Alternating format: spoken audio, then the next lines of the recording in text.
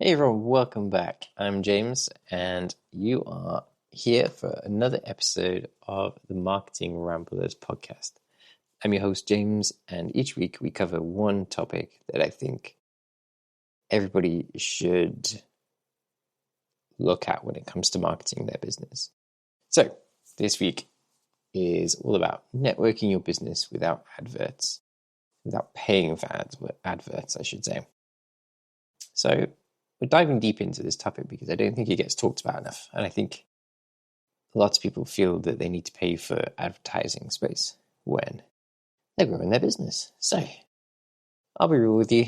I don't have a massive budget, and I don't even have one right now because I'm at the early stages of my business, and some of you people out there will also be in a similar position to me. So as a solopreneur or side hustle, you don't want to blow your startup budget. So, you can spend hundreds, if not thousands of dollars. I'm from the UK, but we'll use dollars because it's the universal currency of the world. And you really don't want to spend your initial startup budget on advertising straight away. And there's all sorts of reasons for that, but I'll go into those a little bit later on. So, number one, all of these podcasts seem to break down quite well into sort of 5 points. So, number one, one of the things you can do to grow your business without having to use paid advertising, one of the strategies I recommend is to network. And networking generally just beats adverts in general because 9 times out of 10, the person that you're talking to is more likely to convert. And the people that they talk to off the back of that who learn about you are more likely to convert. And at the end of the day, it's all about conversions. We're not interested in vanity impressions or figures. So kind of an example of that would be you get the likes of people who go on the Shark Tank, or in the UK, you've got Dragon's Den, and they go, oh, how many people viewed your video on adverts on TikTok or whatever? And you say 10 million. And they go, well, how many converted into sales? And they say 2. So there's your example. Yeah, so adverts are like pouring petrol onto the fire. So you make the fire bigger, but networking is the spark. So essentially, it's the catalyst for growing your traffic and growing your business as a whole. So networking is really important. And I found it more and more important to me with my business as a sort of relationship-focused business. When you start out, people buy you. So you have to sell yourself. So essentially, it's not your product. You could have the best products in the world, but if people don't like you, then it's quite difficult to progress. So as on the back of that, you've got networking creates trust, and you can often find referrals or collaborations off the back of that. And the more collaborations and referrals you do, the better, because essentially you don't know who's in the room with you. So if you're doing a collaboration and someone in the audience is running a huge company and you don't realize that you're impacting them in a positive way, that can be game-changing for you, but you wouldn't necessarily know that unless you put yourself in that position. And case in point, the opportunities that can come off the back of that can be massive for your business. So, number 2. So, growing a business without adverts. So, number 2 is, where do you find your people? So, if you're going online, you've got LinkedIn groups, Facebook groups. Look at relevant hashtags to you. So, if you are on any of the platforms, find a relevant hashtag. Click on it. 9 times out of 10, if you're on Instagram or something like that, you can click a hashtag and you can see all the content that's related to that particular hashtag. And it might be that it's people looking for something in particular. So they might be free, I need free this because I need that. And you can find those things in there. And it's a good place to approach people too that you think might be a good fit to work with as well. Because sometimes people, when they've hashtagged something, They're either looking for something or they're presenting it so that it can be found. Yeah, so another way, slide into someone's DMs.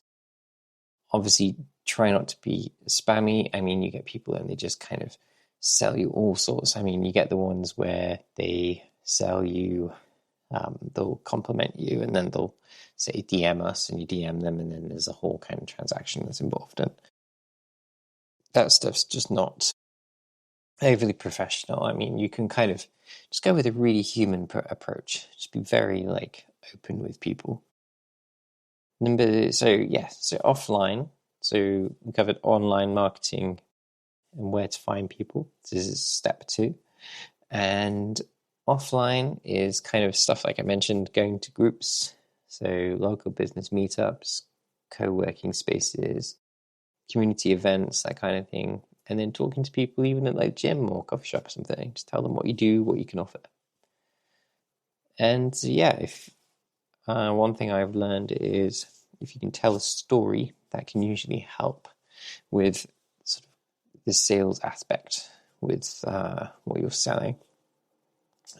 People love a good story, and it kind of calms them down a little bit, and they don't think you're trying to sell to them. And most of the time, you're not just telling a story, but they're a lot more receptive to your input post story. Okay, so that was 1. So why networking beats adverts. So, grow your sphere of influence through people that you know and your networking circles, and then people talk to people that they know, and then it becomes this whole beautiful snowball effect. And then 2, it's kind of all about where you find these people. Once you've kind of networked a little bit, you can go, okay, well, these people I know for a fact hang out here. And even if you join a WhatsApp group that was particularly relevant to you, you could kind of start talking to people. I'd say don't try and sell to those people. I'd say just try and open those dialogues to begin with. So number 3, how to network without feeling salesy. So you've found the people, you have started networking, and now this is kind of number 3 is all about what that pitch will be. So it's a bit of a predicament I'm in, is kind of I don't want to sell to people up front. I'd rather I opened a dialogue first of all. So trick is to lead with curiosity, not a pitch. So I think the best example of sales I've experienced and seen online and stuff is where you kind of ask questions and start the communication. And the reason you want to do that is because essentially you figure out if they're a right fit for you before you've even decided to pitch what you're doing. You also sort of get to know them a bit more, and you can kind of see if they're the kind of person you want to work with as well, because it's a two-sided thing. I mean, you don't necessarily want to work with everybody, because not everybody is your ideal person and customer. And then the other thing too is once you know what they're about, you know maybe a little bit of their backstory, you know kind of the pain points they've experienced, and you will also maybe know what their potential budget is. So, when I get pitched, and I know it's coming when people pitch me, they'll just be they'll start talking to me all friendly and stuff at an exhibition or whatever. And then I'm like, oh, here we go. What's going to happen now? And they'll kind of go, oh, I love what you're doing. It's just the best thing ever. And I'll be like, oh, thanks. And then they'll say, by the way, we do this. And I'll go, oh, thanks, but I'm good. And then they kind of go, oh, and I kind of break the flow, and they're not sure what to do with it. And on the flip side of that, I go to places sometimes and I really want to get something and they don't want to sell to me and they don't want to ask me any questions. And I kind of think you should ask questions because your order values might go up. And it's quite funny seeing it in action. Once you learn a few of these things from people that are more experienced from you, which I've done, I've learned a few things from people I've been mixing with and stuff. And I guess they rub off on you a little bit. And when someone doesn't behave like you've been shown, it's quite amusing, really, because you know what's coming. And then they don't realize that you know what they're going to do next. And then you can kind of head it off. And there's this kind of awkward silence. Usually there's an awkward silence where they're just like, this was meant to go a different way than it did. And it bugs me too, because I had someone once and I thought they were genuinely being friendly. And it turned out that they were just wanting to sell, I believe it was solar panels. So it was solar panels for the business that I work for my day job. It originally started off really nice, and he was really friendly about like our stand and just wanted to sort of talk. And he's like, you should come over and get like a freebie coffee or something. I was like, that's really nice, thanks and stuff. And then I think it was like the next day or something, he just like started selling hard, and I just switched off, and I felt betrayed. And I even spoke to one of my colleagues and was like, this guy, I felt a bit kind of let down, really. I thought he was being genuine, and then he wasn't. So in my opinion, if you're going to open these dialogues and have these relationships, you should always be genuine. I've always been genuine with the people that I have spoken to or kind of done any kind of sales stuff with. Like, I value their relationship and their time. Whereas in this particular situation that I was in, he was just interested in maybe securing like 10, 15, 20 solar panels for the roof of our factory or something. And just a real letdown. So yeah, don't do that. If you're going to open these dialogues, be genuine and show a real interest in what they're doing, because they'll find out if you're being fake, as I did, and I have done.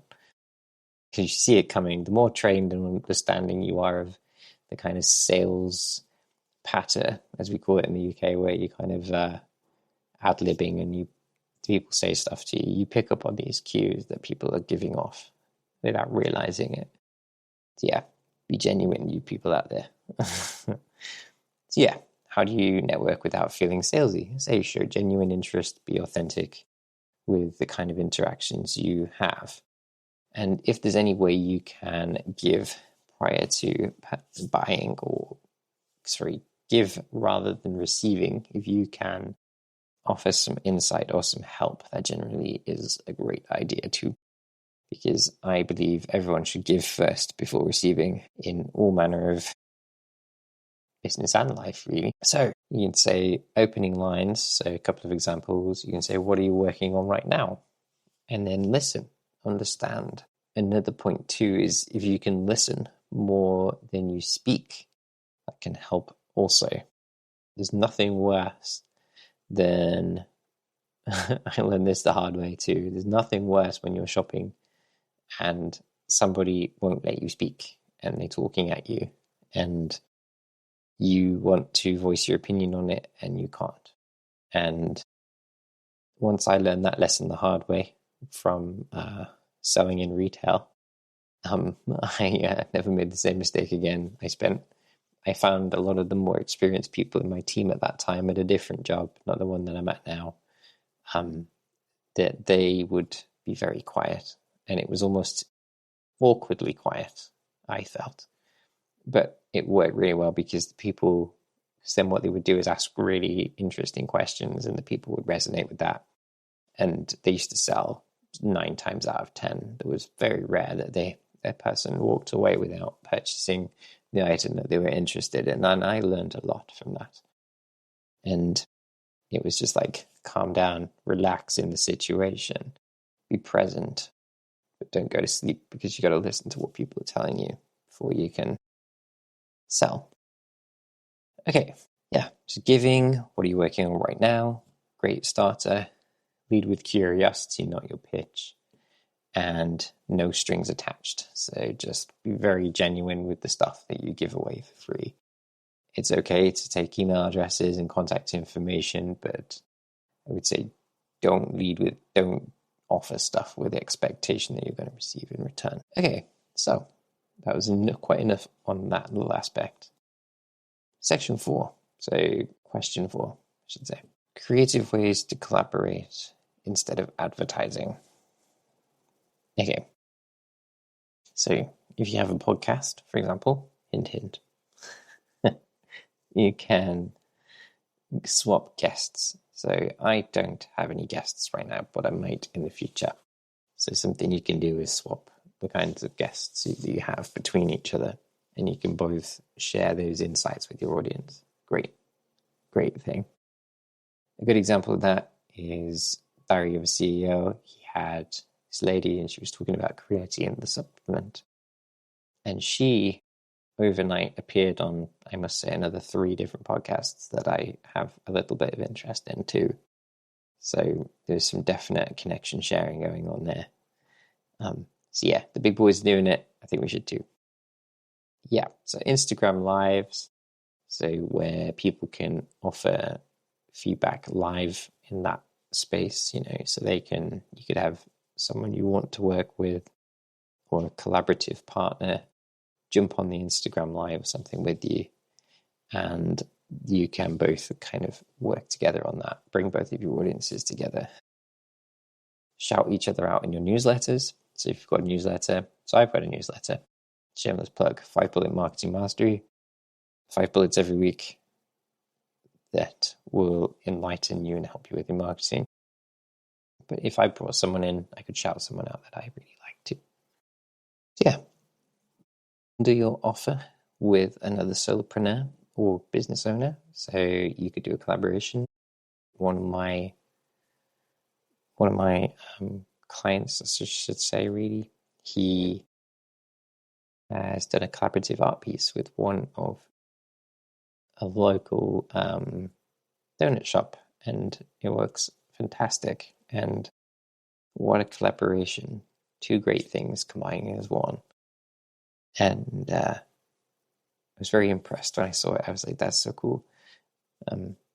He's taken kind of this whole idea of collaboration and took it to the next level, which I'm really, really, really proud of. So that's great for 2 reasons, because they're both local businesses and everybody knows each of them in their own right, and they came together and made these like cool one-of-a-kind art pieces together, and they can put them up in their shop, and he can show them off as his skill as well. And it's mutually beneficial because people will see those when they're having their coffee, donuts or whatever, and he can show off that he's worked with them and vice versa and stuff. So love it. Yeah.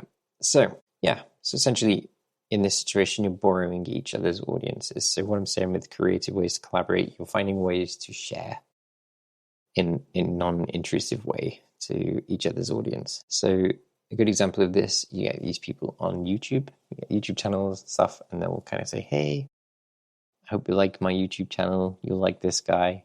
Then they'll go, if they really like each other, they'll sort of shout each other out, and generally they grow together and they get a bigger audience that way and stuff. So yeah, it's a good idea.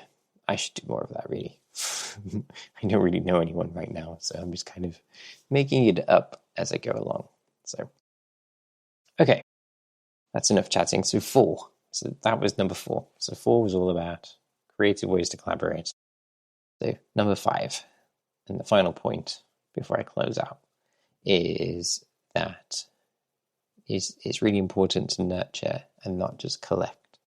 So networking isn't just about stacking business cards, and it's very easy to do if you go to sort of like exhibitions and stuff. You just go, there you go, or vice versa. It's like, oh, nice to meet you there. Yeah, take this, and not necessarily going anywhere. So when I say nurture, don't collect, I'm saying you should track your interactions. So I'm going to do more of that. So what I mean is to either buy a CRM system or create your own sort of CRM system like experience. And what that means in a simple way is to create a list of people and their contact information. And the bit that's important here is to make a note of the interaction and the time scale. I don't know if you've ever experienced it, but I certainly have, where someone else is using this kind of setup, and then they show up exactly 6 months or something after you've spoken to them. And the reason that they show up 6 months exactly after you've spoken to them is because they've worked their way down the CRM and your name came up. And it was like, I spoke to James in January. So now I'm going to speak to James. So phone rings. Who is it? It's the person you spoke to 6 months ago from X, Y, or Z business. And the reason this stuff's important is because it's kind of this collaboration and this kind of mix between marketing and sales. So in my opinion, marketing and sales are very kind of, if you're a business owner, you kind of want to combine the two a little bit because they kind of show up. There's a lot of correlations. So you can do the same kind of stuff with your marketing too. So if you've spoken to someone to try and get a deal done to advertise your business and it didn't quite work out, you can also put that into your CRM and just come back to it in 3 months and then see if the opportunity is available again. And sales is the same kind of deal. So you can nurture. So that's kind of the aim of the game, is to nurture each of these things, either marketing leads to grow your presence and do bigger deals, because in my experience, when you do marketing, the kinds of conversations you have and the money involved change, and the scale and the time from which these things work out changes. So I would say that's a good example. Good example of this kind of thing is where you might be waiting for someone to do you a better price on something that was quite an exclusive position for your business to be in. That's probably the simplest way to put it.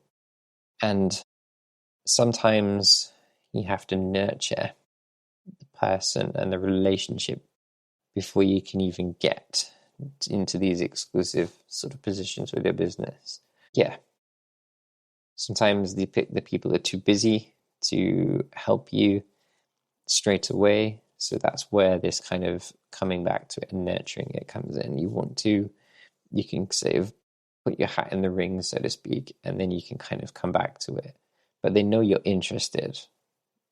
At the same time, this whole kind of game with cat and mouse. But you've just got to have it in your mind that you're going to get that deal and not your rivals or competitors. It's kind of, I say, the bigger the opportunity for you and your and for the marketing of your business, the harder it is to secure, but then also the game is different. Yeah.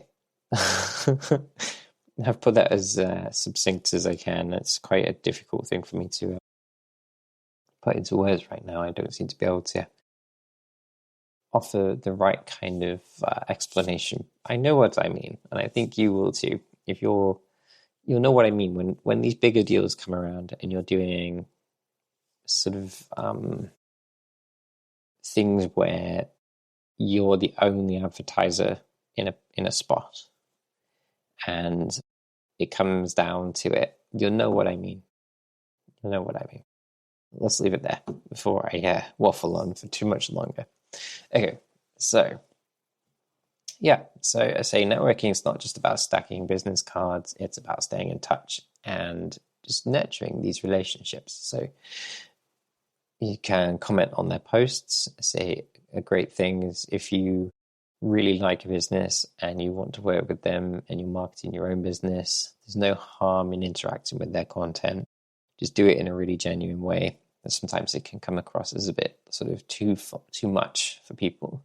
I mean, most of the time people will be happy that you've engaged with their content, because sometimes it's a ghost town. I've done all sorts of posts and content and it doesn't get noticed till 6 months later and stuff like that. Like, this stuff happens. Marketing is just, sometimes feels like you're just throwing balls around in the air, or you're shooting paintballs at the wall and hoping something sticks. It's just one of those things. But we get there. And when we do get there, the rewards are usually very sweet. And sometimes when you work in a kind of business environment and someone just realizes that you've been doing some really great stuff, and then they tell your boss, and it's like, they're like, oh my God, look at this person was talking about you. And you're like, oh, really? That's cool. And then they'll mention something you did 6 months ago that was, you felt at the time was really cool, but like no one necessarily paid any attention to it.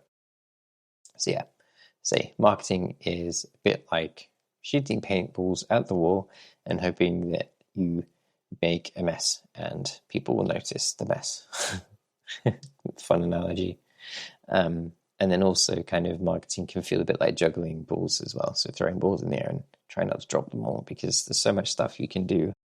And that's why I tell people that I work with just to kind of focus on a few things, because if you juggling balls in the air is easier than multiple juggling balls in the air. So yeah, it's not about volume. It's about the real connections. And don't worry if you've only got like 10 followers. But if those 10 followers are super passionate, you'll know about it. Okay. Section 6 question. So bullet 6 to all of this, and a wrap up for this long video, because I've only been talking for half an hour somehow. But yes. So here's my challenge. This week, instead of fiddling with adverts, go and have 3 genuine conversations with people. Just someone you admire, comment thoughtfully on their post, or invite a friend for a coffee to talk shop, in short, talk business. Those connections will be worth way more to you than a boosted post that will disappear within 24 hours. And I can guarantee that for a fact, because affiliation and growing through networking is just the best form of marketing, and it will continue to be the best as AI dominates and there'll be soulless content. I think that's a good way to put it. I have noticed there's a lot more soulless content around now than there's ever been. And some of it's really funny, but like some of it's just like cringy. And then other stuff is not necessarily here nor there. So let's say humanize your brand and just do your best to be authentically you, because AI won't replicate you. Even with the voice of you, it's not you, is it? Because sometimes we sound different the next day and stuff, depending on how we've been living our lives and things. So yeah, that's it for today's ramble. If this hits home to you, let me know. Shoot me a message on Instagram. I hang out there most days. That's kind of my platform of choice. Or you can comment down here on YouTube. And if you are on the podcast platforms, so I'm on Apple Podcasts and Spotify. Shopify is another brand. Please leave this show a like or 5 stars or whatever you want to do. Show some engagement. It'll really help me out. And leave me a comment, see if there's something that's helped you in your brand. And if you want me to cover more scrappy, no budget ways to grow your business, let me know. I think it's a great turn of phrase. Scrappy business. It's like Scrappy Doo, the Scooby Doo franchise. Like, put them up. Which is what we should all be doing with our businesses. Stay hungry and foolish, as Steve Jobs said. So yeah, thanks for tuning in as always. And remember, business grows at the speed of trust, not the speed of your advertising spend. So stop spending all your money on adverts. And you can do a bit of that, and I could talk about strategic advert placements as budgets change for you and your business. But yeah. And so I'm James, and I'll catch you in the next episode. And if you want some help, I have coaching calls I offer coaching. And if that's something of interest to you, check it out on my website, jameshoulder.com. Book in a slot and we can talk about it. And until then, if I don't see you, have a great week, and I'll catch you in the next podcast. Thanks, guys. Bye.